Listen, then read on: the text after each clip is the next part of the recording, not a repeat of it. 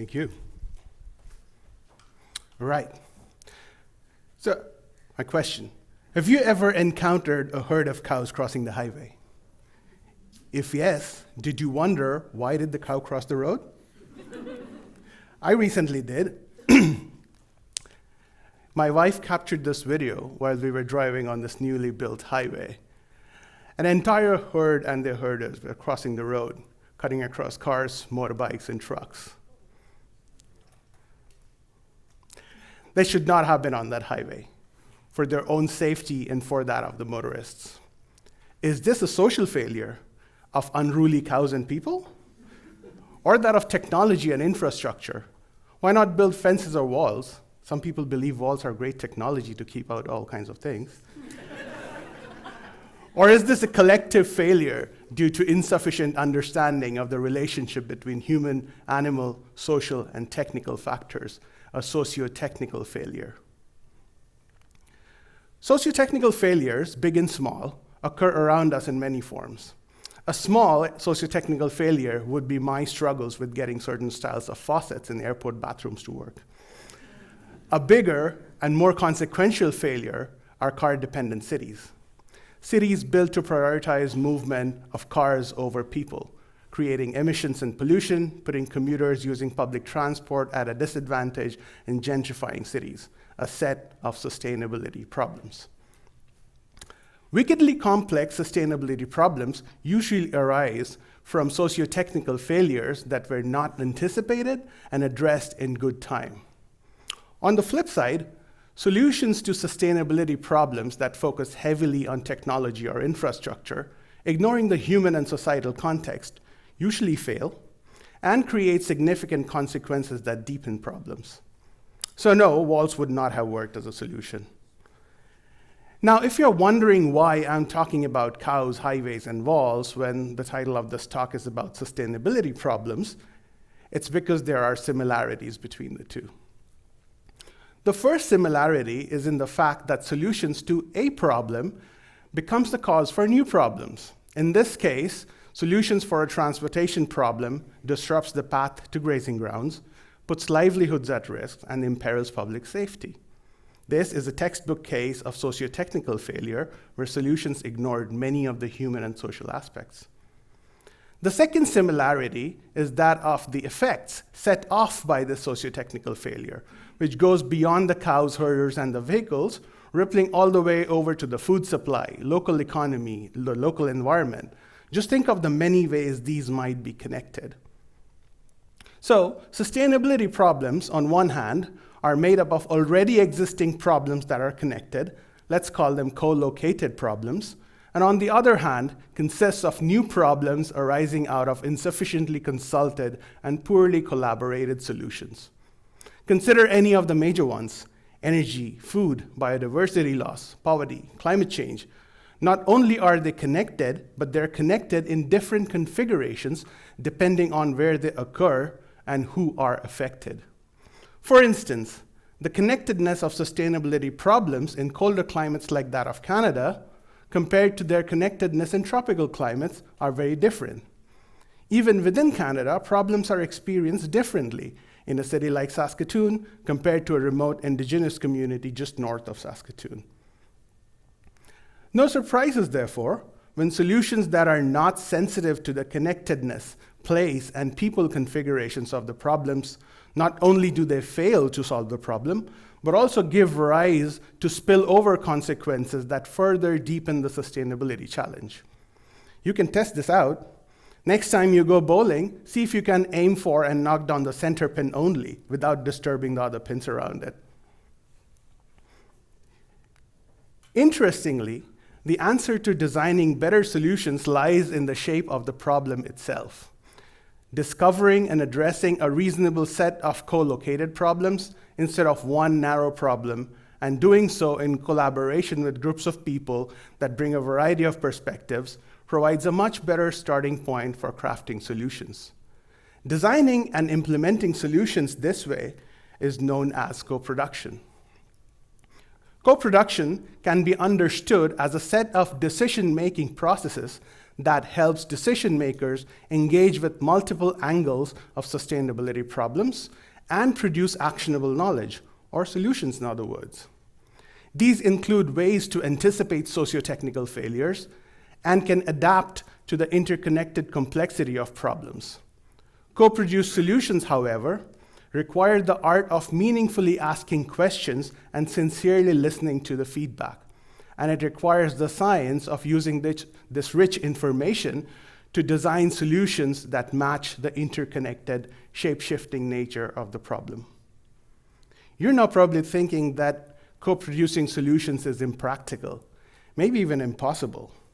So many people to be consulted, so much information to be processed. I've been working with sustainability problems and solutions for the past 10 years, first as an engineer and then as a social scientist.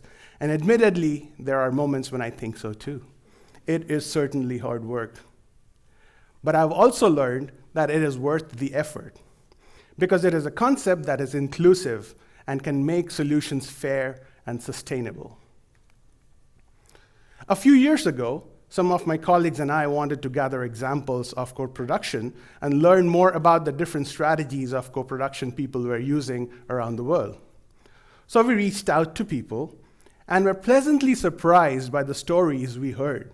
We compiled these stories under the Let Communities Lead initiative and found how several community groups, homemakers, teachers, entrepreneurs, farmers, we're all working together with development agencies, charitable organizations, engineers, and scientists to design and implement solutions to local sustainability problems. They combined expert knowledge and experience with the lived experiences and generational knowledge of the local community to co-produce solutions to a variety of local problems, and also developing the ability to anticipate many of the potential failures and being prepared with backup strategies. Of course, they face challenges, sometimes significant ones, but they have a greater chance of working their way out as a team that respects and makes use of each other's knowledge. If all of this now sounds eerily similar to doing a group assignment for class, then you're not off by much. Co-production is an awful lot about learning, experimenting with ideas, sometimes failing, and relearning from those experiments to produce better solutions each time. This entire cycle of engaging with people and their knowledges to make new knowledge is why I argue that co-producing solutions is both a science and an art. Scientific knowledge is clearly necessary to make sense of the landscape of co-located problems. However, it is the art of making people matter that makes co-production of sustainable solutions possible. Now, what do I mean by making people matter?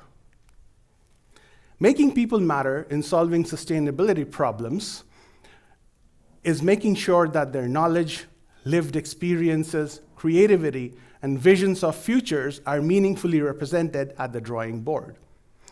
Like how oral histories of collective resilience and rudimentary innovations helped form a solar cooperative in the favelas of Rio de Janeiro. Or how this remote community in Nepal combines their traditional practices of managing scarce resources and knowledge of surviving in difficult geographies with expert knowledge to build local sustainability projects. The knowledge and ideas of everyday people mattered. Making people matter is also what differentiates true co-production from mere acts of asking people for inputs, with no intention or a plan of using that information. You know what is another example of co-production nearby? The many community food gardens or allotment gardens in cities across Canada. Understandably, though, in a process where people negotiate actions, like in a democracy, co-production is not without its challenges and risks. For instance, it is easy to undermine co-production if one does not participate in good faith and instead advances vested interests at the cost of shared goals. However, there is a far deeper mindset barrier to co-producing sustainable solutions: the fixation with the idea of large-scale solutions, grand solutions, technology, infrastructure, plans that can be rolled out to wipe out problems for nations, continents, and maybe even the world. They do seem like a superior solution, right, than building many solutions piece by piece at the local scale? Only if it worked that way. The interconnected and place-based configurations of sustainability problems imply that their solutions can't be mass-produced by elite problem solvers or saviors. Rather, it takes a group of invested people from all walks of life artfully working together to scientifically tackle problems within manageable boundaries or the local scale. A large enough collection of such local solutions would address global sustainability problems. As a society, we therefore need to invest time, resources, and intention to understand the multiple sides of co-located problems, its past, present, and futures. Without changing the way we think about solutions, we will be repeating the same mistakes over and over and keep arriving at socio-technical failures. To make that change, massive shifts are required in how we engage with knowledge in our different roles in society. So allow me to instigate you a little today.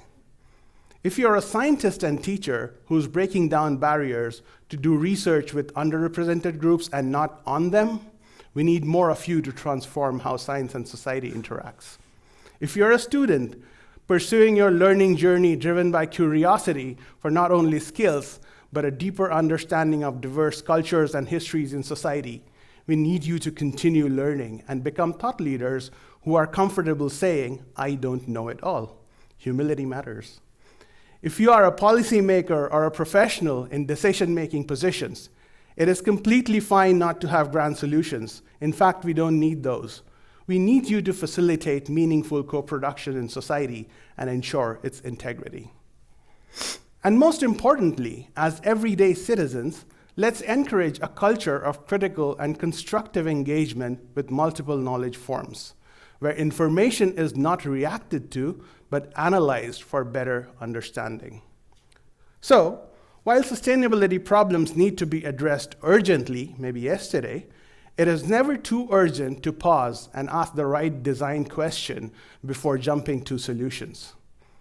I believe the idea of co-production opens the possibility of asking those design questions with courage and curiosity on the way to solving sustainability problems.